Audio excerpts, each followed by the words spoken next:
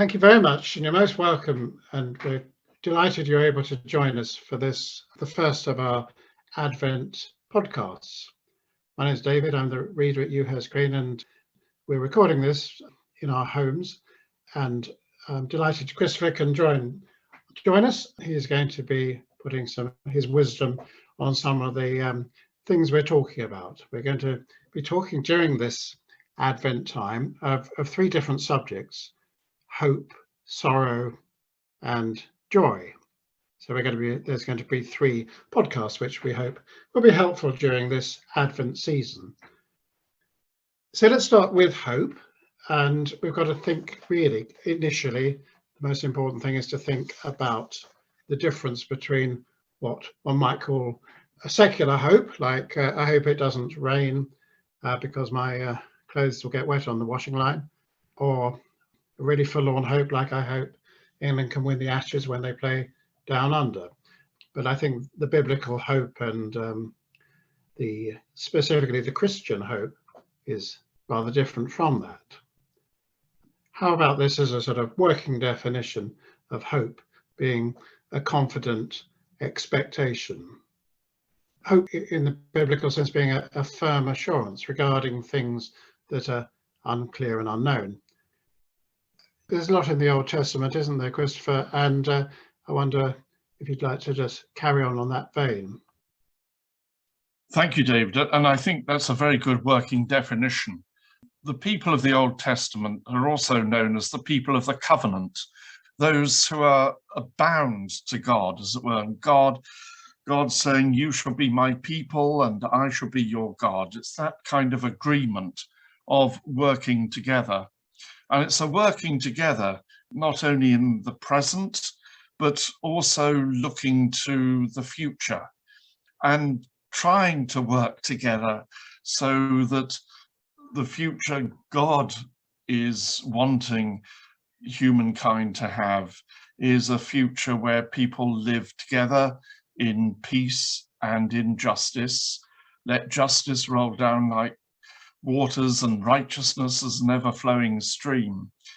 And the righteous person in the Psalms and in our Proverbs in the Old Testament is also the person who has hope, who is really confident that we can and we will, commit ourselves to cooperating, working with God in making sure that his will is done on earth as it is in heaven.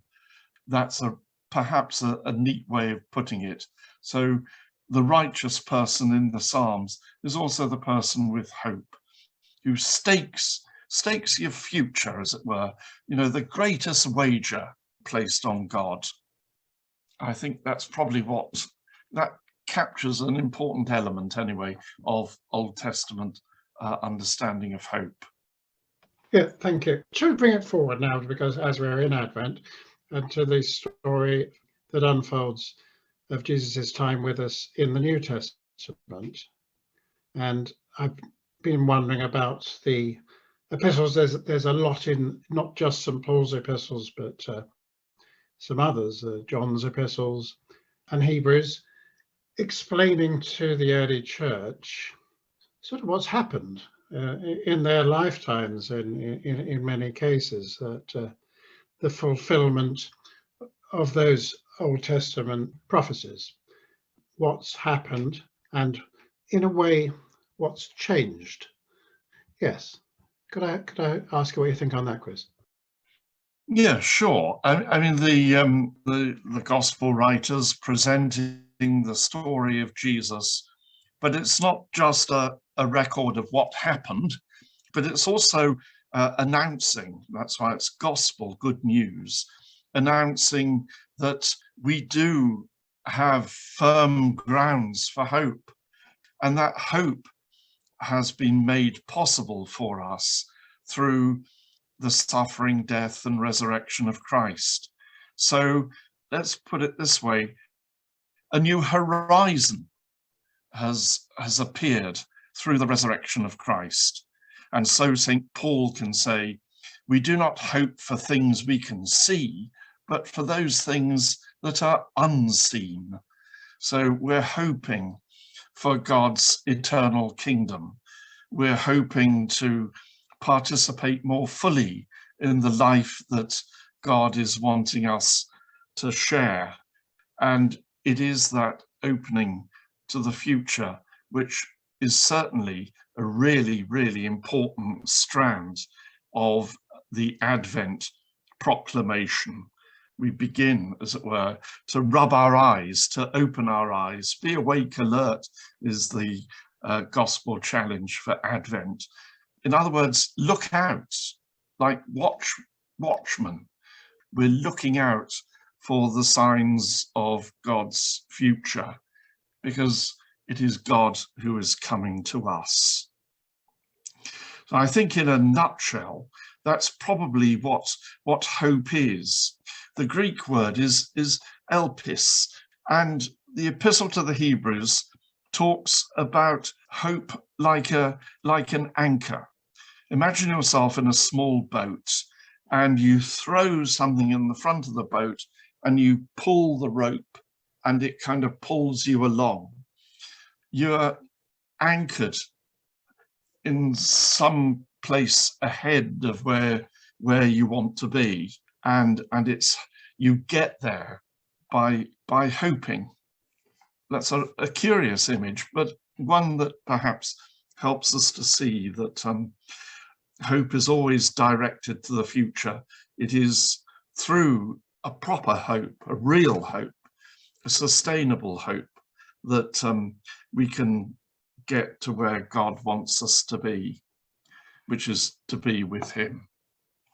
So I think that's probably all I can say about the hope in the New Testament, really. So Yeah. Opening up a new horizon, and faith being the way in which we realize that hope becomes real for us through being faithful. To me, that sounds a really helpful metaphor, Christopher, because I was just thinking really with, yes, anchored in the future, but actually and I think maybe we can bring ourselves up to our current position and feel that being anchored in the past as well, which I suppose is what we were thinking about just a minute or two ago, anchored through the Old Testament and the New Testament, that anchor gives us that security, knowing that where we've come from as well as where we're going to. Plus, I think the lovely thing about the church year is that it's just that. And so Advent isn't a one-off in what we think. It's something we think about every year at this time to prepare us for Christmas. It is quite a nice balance, I think, don't you, against all the commercialization of Christmas. So if we bring ourselves up to date to our time now, and yes, maybe think about that anchor, and just concentrate back onto that word. I didn't attempt any of the Greek scholarly definitions because I've run into trouble with that in the past. Rather leave that to those who know. But if we just return to that real difference between it may or may not happen and expectation. And there's another word that I've heard you use, being eager, and I suppose by definition ready for what Advent encompasses. So I wonder how we could be eager. Yeah, no, absolutely. I think is really important, as you say, to distinguish between hope and a kind of vague optimism which says, oh, everything will work out. Hope can sustain you when it looks as though, it isn't going to work out. So even with this wretched COVID pandemic, one hopes that we will be through it, that the global crisis will come to an end. At the moment, it seems as though, it's just one cycle after another. But a real hope is that we will come to an end. And that hope, I think, is something God-given. That's the difference. You can be an optimist or a pessimist, but actually to be really hopeful, to be full of hope, is to receive that gift from God. I think, the three great things, says Paul, are faith, hope, and love. And when you begin to reflect deeply on those things, you realize that each one is actually not necessarily something we have inside us, something we can kind of generate for ourselves, but it is something that God gives us, that, his love in our hearts, that faith that's called out from us, that faith that is given to us, and thirdly, that other dimension, hope. But of course, there is a human side to it, and the human side is expectation.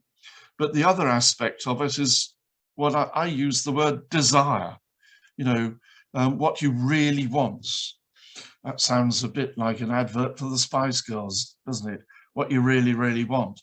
But I think there is a very proper place for desire in Christian life. It's really wanting the best, wanting to do the best and to be the best oneself, wanting the best in others, and wanting the best in the kind of world we live in, of really wanting that. So hope perhaps is expectation plus desire from a human point of view, but recognizing that in the last analysis, as you say, hope is a gift from God, and we must be open to it and receive that gift and live in hope, not in a vague kind of optimism, but a real hope that can get us through even moments of difficulty, through moments of doubt, when we seem to be up against it. We can really hope that we will come through that. How's that for a kind of comment on the Christian understanding of hope? I think that's a really nice thing to take away, a really helpful thing to take away this time of the year. And as you say, with everything we've got around us, that hope encompasses something passive in a way. We don't, in a way, have to do anything. We could just know that God is there and will take us through the dark moments. But it also encompasses something active. And as you say, that's where the faith comes in, almost like a bridge between those two things. So the gift is there all the time, but the gift needs to be received before it can be used to its full, what it was given for. So I think that's a really helpful thing at this time. So thanks very much for that, Christopher. That's my take-home message, and I hope it applies to everybody else. So I hope you've sort of enjoyed that. Thanks, David. I think I'm just going to end with a phrase from St. Paul when he says, "May the God of hope fill you with all hope." Let that be our Advent prayer for this week. May the God of hope fill you with all hope. Thank you. Well, thank you very much. That's wonderful. Thanks ever so much for all of you for tuning in, listening. I hope it's been helpful. We're always happy to get feedback. And we're sort of going to the other end of the scale in a minute. In a way, next week we're going to be looking at sorrow. It might seem the opposite of hope, but sorrow is something that we could certainly engage with at this time, and also, but to see that hope is there in the midst of all sorrow is something that I hope we'll be taking forward. And so goodbye for now, and we'll look forward to talking next time. Bye for now.